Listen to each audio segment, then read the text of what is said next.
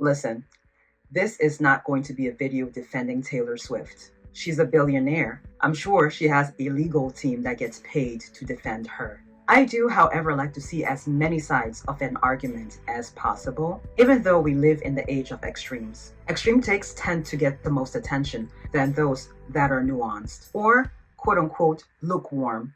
I just had a vision of one of Madison Brown's videos called Mob Mentality, and the thumbnail reads, quote, "Bitches hate nuance." Never truer words written.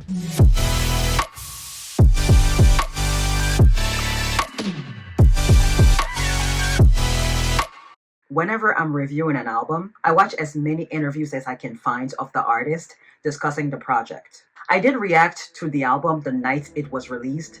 Feel free to watch it. I'll leave a link to it below. I meant everything I said in the review. I think the album was good and has replay value. Would I rate it a 10 out of 10 though? No. It's more like an 8 out of 10. A point better than the Tortured Poets Department, which I also reviewed, although that review needs a do-over, because some things are now making more sense to me than they did when I initially listened to it last year. I had no knowledge of her supposed 10-year history with Matty Healy, and because of my ignorance, I did not realize most of the album was about him, and less about Joe, whom she was with for about 5 or 6 years, and was hoping to marry. I couldn't understand why a short-lived relationship would warrant almost an entire album. Back to the life of a showgirl. Taylor is not saying anything new in this album, except she's slightly more salacious. Now, the rollout and marketing for this album, that gets a 10 out of 10 for me. The Spotify pop-up in New York, the Easter eggs she's been dropping since the Eras tour, the countdowns, the Instagram captions, which are clues for what to expect. It's genius. It's very interactive and immersive and actually makes you go back and listen to her previous albums in order to find the connections, because there are connections, which in turn drives up her streaming numbers. I don't know how many current artists can get listeners to repeatedly go back, listen, and obsess about their older projects. The only thing I do not like is the several variants of the vinyls and the CDs, and the wastefulness of it all. I can understand 2 or 3 variants, and even that is a bit of a stretch. So far, there are between 24 to 30 variants of physical copies of her album. I am not sure of the exact number because different sources are reporting different things, but it's definitely in the 20s. Like, why? This is why people have storage units to store things they have accumulated over the years and no longer need but don't want to get rid of. This is insanity. Maybe she's trying to make back that money she spent buying back her masters. The flip side of that, of course, is she's not putting a pew-pew to our heads to make us buy her physical products. We have free will to buy or not to buy. The solution to this is very simple. She puts out 50 variants the next time. People purchase only just the one variant. Trust me, the message will be received, because she does listen to feedback as concerns her music. My business is making music and taking care of my fans, and I have ways of monitoring what they want from me and how best to entertain them, which is my job. Yeah. And everything else, I'm just sort of like, it's not my business. I have actual business that I need to run. Then the next time she'll put out just one variant, just like with her previous 6 albums that she just bought back. We as consumers have power, but we be acting like we're all powerless, letting people swindle us. And she's laughing all the way to the bank.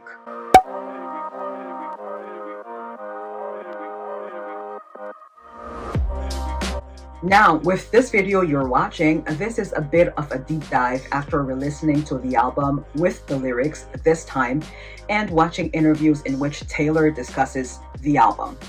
And of course, I haven't been able to escape a few think pieces about the album in which people have made very valid points which I shall not discount. However, I see her album slightly differently, and full disclosure, I am not a Swiftie and never have been. Though I have been a casual fan of her music since 2010-ish and always thought her pen game was sharp and she's an absolutely brilliant businesswoman and strategist, but I haven't ever bought her merch nor gone to her concerts. Not saying that I never will, but I haven't ever felt inclined to, until very recently. That being said, I reiterate, this isn't going to be a video defending her, nor is it one where I'm trashing her. That's not productive.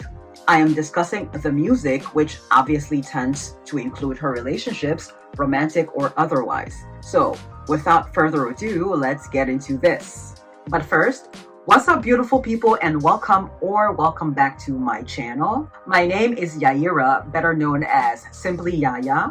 I am proudly African from Cameroon, born and bred. I worked for Disney for the better half of my young adult life and more recently, Whole Foods. I am always working on leveling and glowing up, and I have a Master of Science in Journalism, which informs how I view and discuss some aspects of pop culture on this channel. And for early access to all of my upcoming videos, which you'll get to see 48 hours before everyone else, you can join my membership here on YouTube at $4.99 a month, or my Patreon at $10 a month. You also get bonus content and other perks like me going live once a week.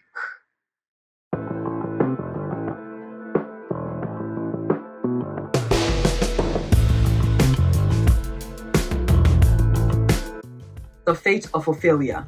I have a separate video connecting the Easter eggs in the music video to lyrics throughout the album and nods and references to the New Heights podcast. I'll link the video below and above for your viewing pleasure. The song itself is as vulnerable as it is defensive, in my opinion. She starts off by saying she heard his call on his megaphone wanting to see her alone, an obvious reference to his podcast. I'm sure we are all aware of that at this point. However, in case you've been living under a rock, or you just don't follow pop culture news, or you don't listen to Taylor's music, 2 years ago, Taylor's now fiance, Travis, mentioned on the New Heights podcast, a podcast he does with his brother, primarily about football since they are both in the NFL. His brother recently retired. That he, Travis, went to one of Taylor's concerts wanting to meet her and give her his number, but wasn't allowed. Well, word got out to Taylor and the rest is history. Yeah, well, I was disappointed that she doesn't talk before or after her shows because she has to save her voice for the 44 songs that she sings. So I was a little butthurt I didn't get to hand her one of the bracelets I made for her. You made her a bracelet? Yeah. If you're up on Taylor Swift concerts, there are friendship bracelets, and I received a bunch of them being there, but I wanted to give Taylor Swift one with my number on it. Not right now. Ooh, yeah. Your number's in 87 or your phone number? You know which one. So she doesn't meet anybody, and she doesn't, or at least she didn't want to meet me. So I took it personal. News of them dating caused a bit of a media frenzy. I discussed this in this video. We'll link it. Back to the song. Sounds like Taylor is simply telling the story as it happened. However, I equally hear an underlying tone of defense. It's almost like she's reminding us that he was the one who came to her concert. He was the one who announced on his podcast that he wants to meet her. She didn't chase him or steal him from a black woman, because that keeps being brought up, the fact that she, Taylor, may not be his type. She also says she doesn't care where the hell he has been. In other words, she doesn't care about who he's dated in the past. He is now hers. I can't say she's wrong. Can Travis have an obvious preference in women? Yes. Is it also possible that that preference can change depending on where he is personally and career-wise? Also yes. On the flip side, Taylor is equally admitting that the timing of it all was impeccable, as she was going through heartbreak, which she describes as being sat alone in her tower, and here he comes rescuing her from the prophecy of being alone forever because she's just too big, a monster on the hill, and the men she dates can't handle the limelight. Well, she's got herself a person who equally likes attention. The Prophecy from the Tortured Poets Department and this song are sister songs. This is Taylor's version of Crazy in Love. Elizabeth Taylor. Taylor said this song was about her emotions and issues with fame through the lens of cosplaying the life of Elizabeth Taylor. She's basically melding her experiences with that of Liz Taylor. I love the violet eyes reference. Elizabeth Taylor was known to have double eyelashes caused by a genetic mutation which made her blue eyes look violet. In Hamlet, violets, the flowers, represent faithfulness and fragility. In this track, Taylor is piggybacking off what she says in the previous track, The Fate of Ophelia. Quote, all the right guys promised they'd stay, but under bright lights they withered away. End quote. But Travis blooms. He likes the attention, even though he admitted on the podcast to struggling with it in the initial stages of their relationship.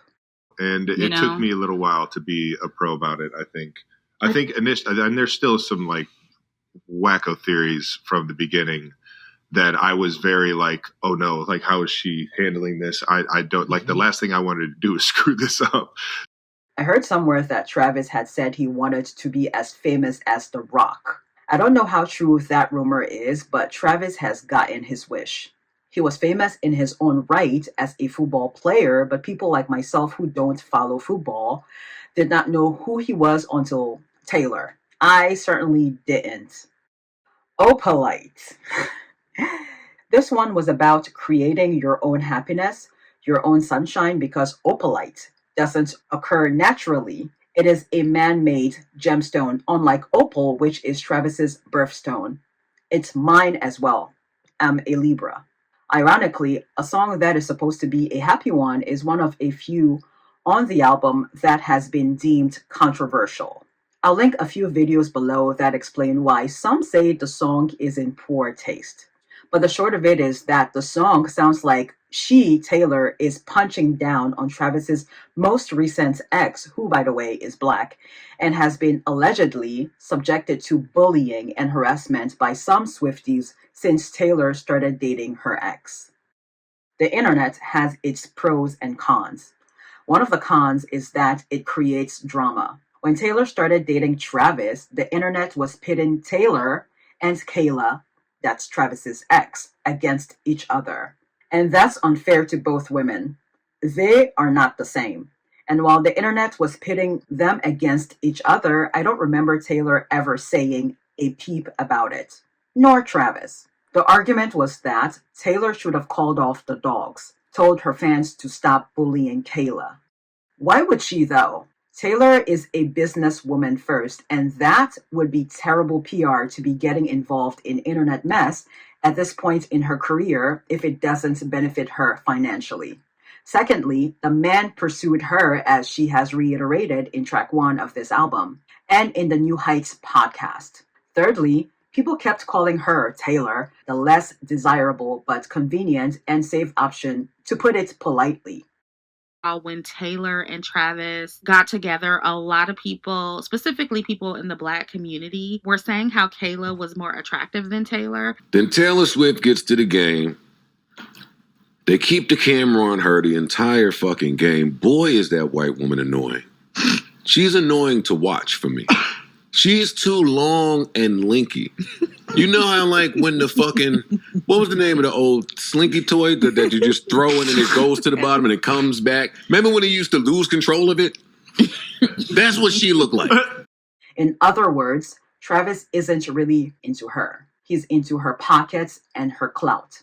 She didn't respond to that either. Obviously, Swifties bullying Kayla was absolutely unwarranted, unnecessary, and weird, as she and Travis had been broken up for quite some time prior to Taylor entering the picture. So the fact that people went out of their way to bring drama to Kayla's doorstep when she was minding her business is just beyond doing too much. However, there is such a thing as turning off comments or just getting off social media for a while until everything blows over, as we know it will. People being so heavily invested in other people's relationships is just weird. Like, don't you have a life of your own? But it's helping Taylor's album sales because now people are more inclined to listen to the album and decide for themselves if Taylor is insecure or just super excited about her man. What is a showgirl without a bit of scandal, you know? That's show business. That's literally the theme of this album, and y'all know, or perhaps you didn't know, that Taylor lives and breathes each era of her albums to a T. She embodies that era from what she wears right down to her attitude.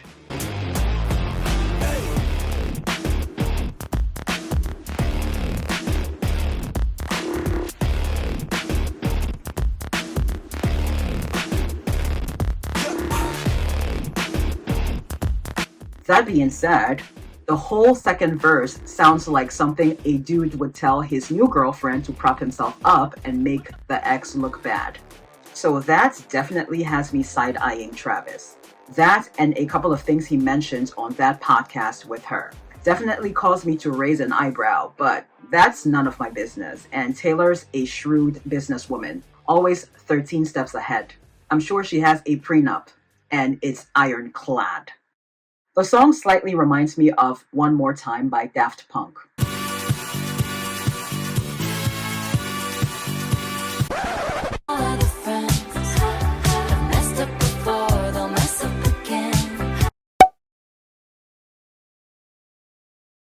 I should also say this, just because I say a song reminds me of another doesn't necessarily mean it's interpolated. I'm sure you've all seen that TikTok of Charlie Puth explaining this very thing. I'm not even on TikTok and I saw it, so I'm sure you would have seen it too.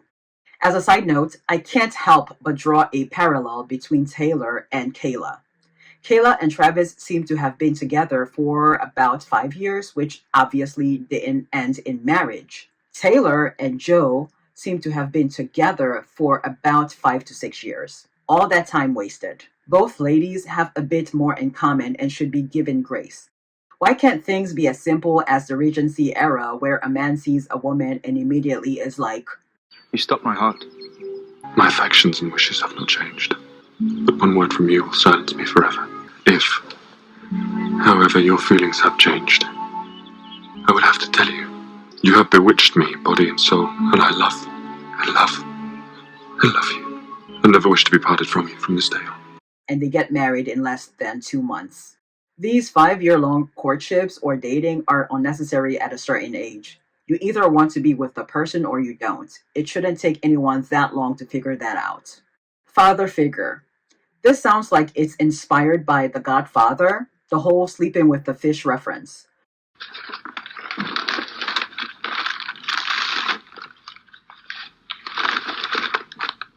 What the hell is this? It's a Sicilian message. It means local brassy sleeps with the fishes. But Taylor did reference Succession as inspiration for this song on Jimmy Fallon. She also mentions that the song depicts a relationship between a mentor and a mentee. For me, I think the first 2 verses sound like it's written from the point of view of the mentor, and then after the bridge, it can be read 2 ways. It can be read as still the mentor going from giving advice and coaching to straight up threatening the mentee to stay in their place. It also reads like it's the point of view of the mentee haven't had enough of being told to know their place, now saying to the mentor, "You had me up. This is my work. I own this." Taylor, however, said that the song is about power dynamics, obviously, and is written in a way to make the listener question whose perspective it's from. Is it from the ingenue's perspective or from the father figure mentors? To me, this sounds like the battle to own her masters, which she's been fighting practically her whole career, which ended triumphantly last June with the announcement that she was able to buy back and own her life's work. Probably from those profits from the Eras Tour and the re-recorded Taylor's versions of her albums. This was discussed on the New Heights podcast. Everything discussed on that podcast was eye-opening, but was all part of the album and the docuseries she has coming out the day before her birthday. The lady is on fire. Whoever said she was going to fade into obscurity after the Eras Tour was seriously disturbed. Eldest daughter. At first listen, it sounds fine. Then on second listen, I started to question who this is addressed to. At first, it sounds like it's a commentary on society and how people now behave on the internet. And then it goes into talking about how the eldest daughters were first to the slaughter and so had to wear a brave face. I'm guessing that's the dressing up as wolves reference.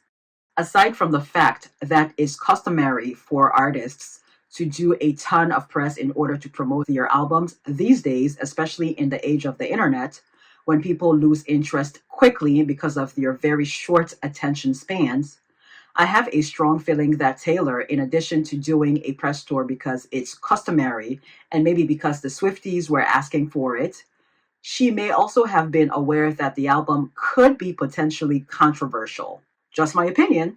I say this because she hasn't done this many interviews in about 5 years, and it's a real treat for the fans to hear her talk not just about the album, but also about the engagement and baking sourdough bread. But in those interviews, she has been very open about the songs and some, not all, of their meanings, of course, because she can't give everything away. And so I feel like a lot of the backlash is due to people not bothering to go and listen to at least 4 out of the 13 interviews she's done in their entirety in order to get a better understanding of what she says she was attempting to achieve with this album. Having said that, the quote-unquote bad bitch and savage phrase has been done before by Ariana in 7 Rings. I should be a savage. Who would have thought it turned me to a savage? And I don't remember it getting that much backlash, if at all. But I also wasn't online like that back then, pre-pandemic, so I don't know. But I understand how in this climate it sounds passive-aggressive towards a specific kind of Black woman because we are not a monolith. Honestly, I thought nothing of it when I first listened to it. Just another iteration of Taylor saying she's not the cool girl, but is also not like other girls. Except she can't say that anymore because she's a grown woman, and so she has to find another way of saying she's nerdy. The baddie Instagram aesthetic from the 2010s is what came to mind with that phrase. Yes, the aesthetic was inspired and popularized by Black women, but the white women were doing it too. I understood that line to also be Taylor admitting that she may not be what Travis is used to or what he typically goes for, but she'll never let him down. Does that sound insecure? Yes. If I were dating a guy and all his exes looked nothing like me, I would be wondering why as well. Did he have a change of heart or does he want something from me? Anyway, the writing is a bit clunky on this one. I understand that the 5th songs on her albums have generally been emotional ones. This one didn't work, and especially not for this album, even if the album is supposed to be about what happened behind the curtain, not on stage. Here's what Taylor had to say about this specific track on the Apple Music interview. The entire first verse of Eldest Daughter is somebody trying to figure out how to say things that they've read on the internet, whether it be like apathy is hot or memes and trolling, and how do I keep up with how we're supposed to talk in order to describe how much we don't care when really we all care about something, right? So then you go to the pre-chorus and I go more into my own voice of I've been afflicted by a terminal uniqueness. I've been dying just from trying to seem cool. So that's the kind of flip of every way in which I was speaking in this entire first verse was me trying to assimilate to the way culture tells us to be. I should also add that I am no eldest daughter. I am the younger child. My dad had other children with other women. However, I wasn't aware of this until later. So I would consider myself the younger child because most of my childhood, it was my older brother and myself. So this song doesn't apply to me.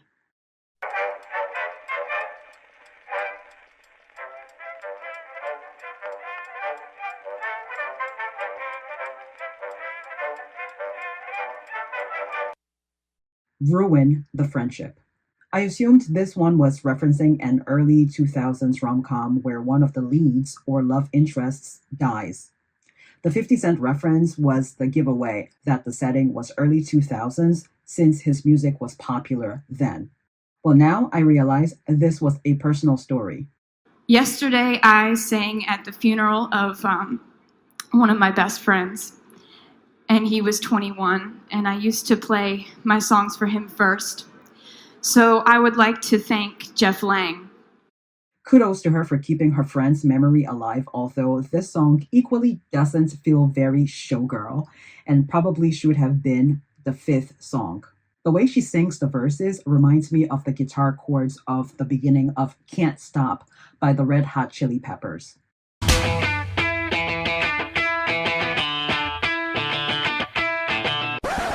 Glistening grass from September rain, gray overpass full of neon names.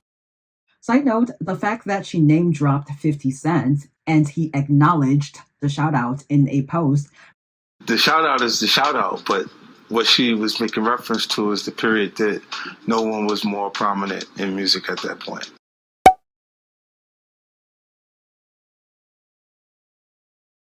Now, in her head, my first award was Kanye West. It's damaging, but I wish he would come take one of my awards so I could black his eye in front of everybody. You pick and choose who you feel safe doing that with.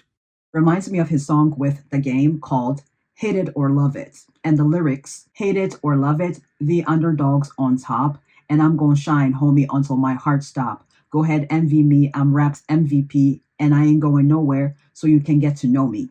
That's literally Taylor's situation right now. She's been the underdog for some time with people not taking her seriously, but now she's pop's MVP with no plans on slowing down anytime soon. People are scared to drop their albums the same week or even a week after Taylor drops hers because they already know they can't compete with her on the charts. I wonder if that's why Olivia Rodrigo hasn't dropped an album yet, because all signs were pointing to her dropping something this year. It's not too late though, but it's risky to drop music that isn't holiday themed this time of year. And with Wicked coming out in theaters soon, yeah, too risky, in my opinion. But what do I know? Actually romantic. Okay, so this is how much of a grandma I am. I obviously reviewed the Brat album like everyone else who reviews pop music on here, and I didn't realize Sympathy is a Knife was about Taylor, and that's one of my faves on that album. I've said this before and I'll say it again.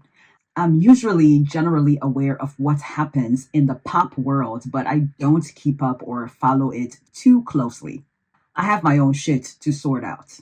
I may hear a rumor about someone, but I don't feel inclined to dig to find out why or how. Well then, later I heard that the song Sympathy is a Knife was about Taylor, but that Charlie had said somewhere that the song wasn't a diss, and that this was more about her, Charlie's insecurity, and that she and Taylor are on good terms. Well, apparently they are not from this song. My initial thoughts when I heard the song was that it was directed at Taylor's haters in general, and in particular, far-right personalities or politicians who always had something to say about her not being married, being a feminist, or having lots of cats. But apparently now these personalities like her and are claiming her because she's engaged and on track to be a trad wife, allegedly, because now getting married and having kids automatically makes you a trad wife. Yes, those are traditionally conservative values, but wanting to get married and have kids doesn't require you to be a conservative or be politically affiliated with conservatism. It's generally ideal for kids to have both parents present when growing up. That isn't political. Anyway, the guitar on this one is something serious. Reminds me of Eyes on Fire by Blue Foundation from Twilight.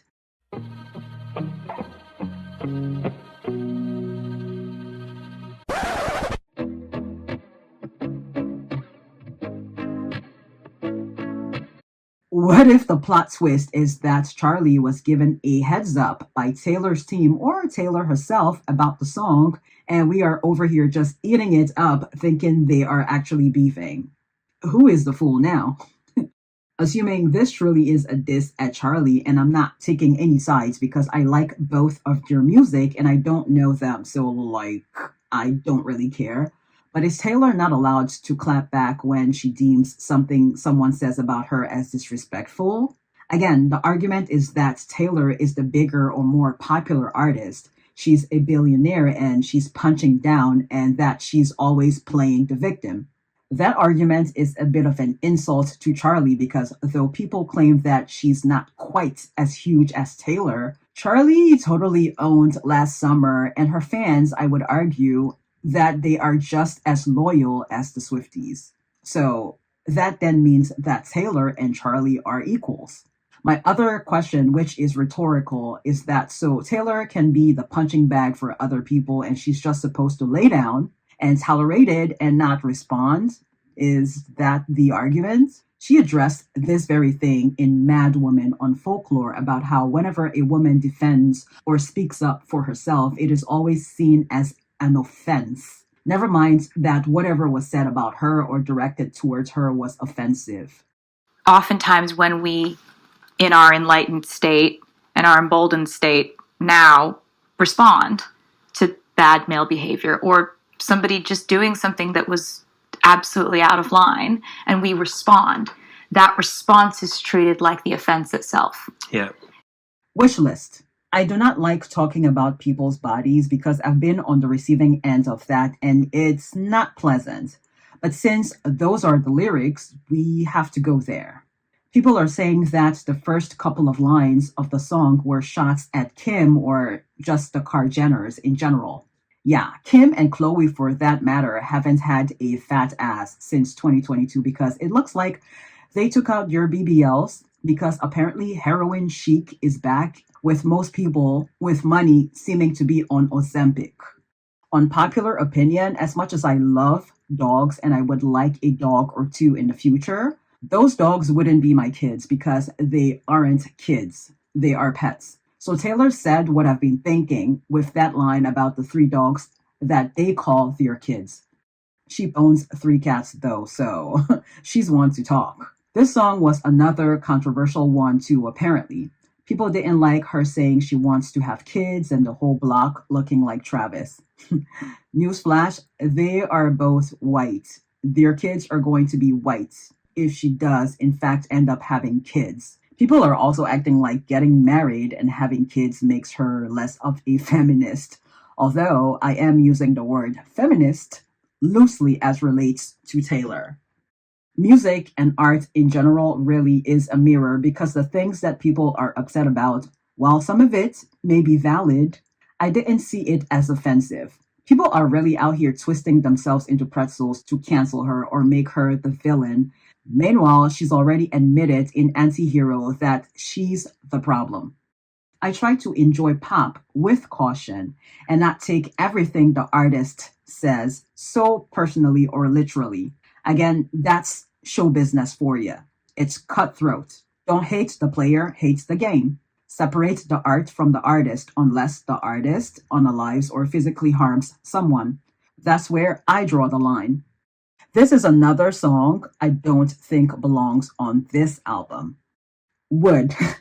She said this was supposed to be more of a superstitious song with the black cats, knocking on wood, pennies being unlucky, etc. But she got carried away. The writing is clunky on this one too, but I get that some of her lyrics are supposed to connect to previous work like a puzzle, so that's why sometimes it doesn't flow, in my opinion. I am giving her way too much grace for this one. But the song is groovy and joyful. It's giving Jackson 5, I Want You Back.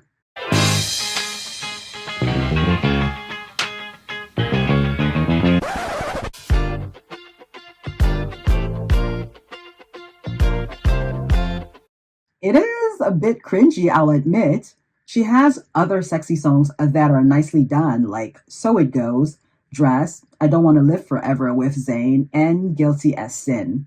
So I'm not sure what happens with this one. Some have even accused her of using AI to write some of these songs. Perhaps the clunky writing on this one was intentional. She pays attention to what people say online to a certain degree and sneaks that into her songs. Cancelled. Heavy Reputation vibes on this one. Love the guitar. I wonder if this one, Elizabeth Taylor, and Actually Romantic were from their Reputation vault because they are definitely giving that vibe. Some have said this is Taylor admitting she's still friends with people with questionable character. i.e. Blake Lively, who falsely accused her co-star of harassment and then was trying to get Taylor to be on her side, allegedly. I don't know if that Taylor, the savvy businesswoman that she is, would make a song about a case that is ongoing in court. That's too risky. Honey, I'm not sure I understand this one. Is this addressed to Travis, or is this about the passive aggressiveness of calling a woman honey? Let me know in the comments. There is something about it that's giving 2000s R&B. The Life of a Showgirl. This is a sister song to Father Figure because it's one about someone with a ton of experience in a specific field with words of caution for a novice.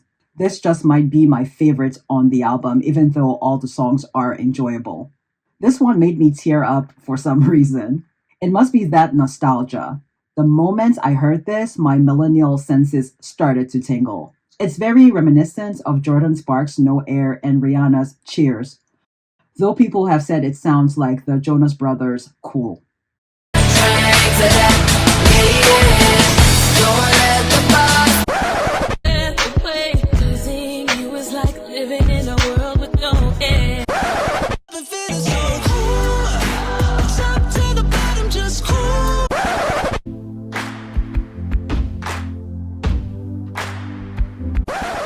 Overall, this isn't her best work, as previously mentioned, but it also isn't a flop. I mean, it shattered all kinds of records, for heaven's sake. The pre-ordering and those 30 variants helped.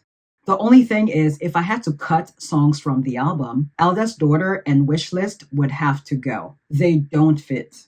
As far as the backlash, like I said, some of the points people are making are valid. However, some others just want Taylor to go away so badly. It's been nearly 10 years since her last cancellation, so these people figured she's about due for another. But like the lyrics in the last track of the album says, she's immortal now, baby dolls. Might as well log off if you don't like her.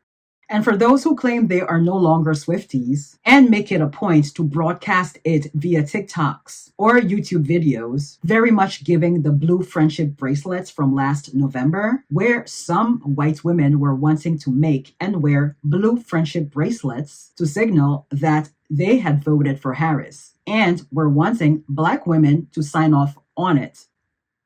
Cancelled is most likely playing in your background as you film your video about no longer being a Swiftie. Just unfollow Taylor quietly. Why make a scene?